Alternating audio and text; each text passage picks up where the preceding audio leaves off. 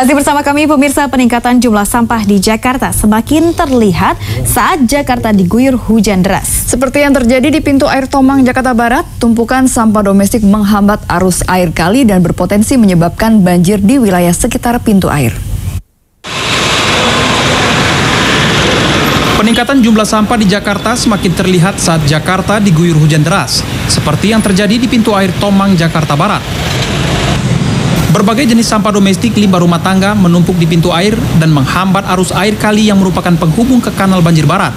Menurut warga sekitar pintu air, selain kondisi pintu air yang kini semakin dangkal akibat banyaknya lumpur dan endapan sampah di dasar aliran sungai, sampah juga menimbulkan bau tak sedap dan wabah penyakit. Sejak kemarin? Siang, sore atau malam? Malam. Kemarin malam ya? Sebelumnya kali ini bersih atau gimana, Bu? Bersih kemarin mah. Kemarin bersih. Tiap hari kalau dibersihin malah. Terus sekarang ini baru penuh lagi. Baru penuh lagi. Pak Yayat melihat sampah banyak seperti ini di kali nih, Pak. Reaksi Pak Yayat seperti apa sih, Pak? Wah, reaksinya nggak enak lah.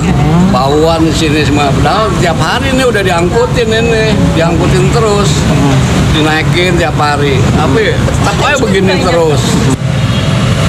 Pemprov DKI segera membersihkan sampah dan melakukan pengerukan di dasar pintu air Tomang, serta menyelesaikan proyek rumah pompa yang kini masih dalam tahap pengembangan agar banjir dapat diminimalisir.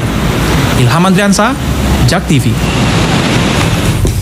Ya, pemirsa, Anda suka buang sampah sembarangan? Nah, harus berhati-hati karena Satpol PP DKI Jakarta akan langsung menangkap Anda. Dan selain itu, Anda akan didenda sebesar Rp500.000 untuk perorangan dan Rp5 juta bagi perusahaan.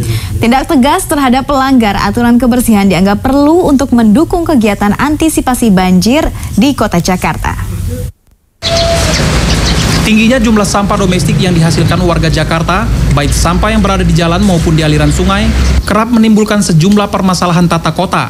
Salah satunya banjir. Minimnya kesadaran warga terkait peraturan daerah tentang kebersihan dan bahaya akibat membuang sampah sembarangan membuat Satuan Tugas Pol PP DKI akan memberlakukan sanksi tegas kepada warga yang kedapatan membuang sampah sembarangan.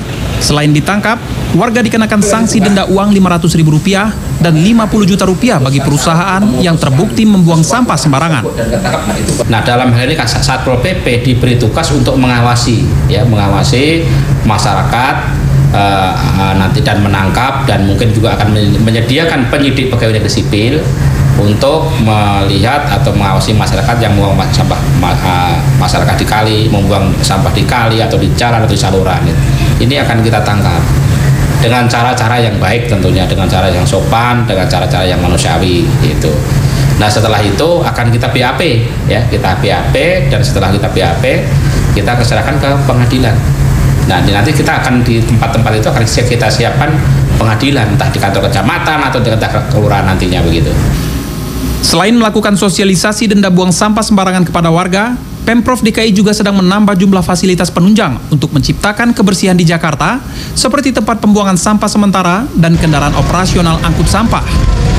Untuk yang menyangkut mengenai tentang kewajiban dari pemerintah juga kita sedang berupaya saat sekarang. Arti katanya melengkapi ya sarana-sarana, bahkan kita